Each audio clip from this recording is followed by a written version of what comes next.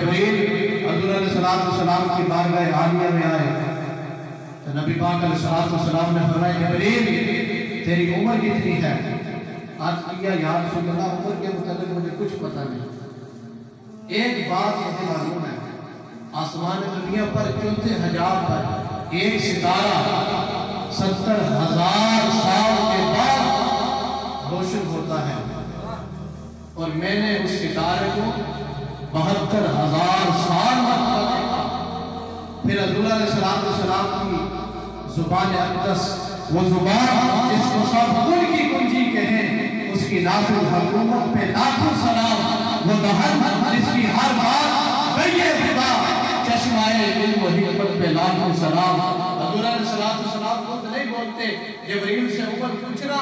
یہ بھی غیّ خدا تھی، اور حضور علیہ السلام نے حضرت جبریل کو جو اگلے الفاظ ارشاد فرمائے، فرمایا یا جبریل فرمایا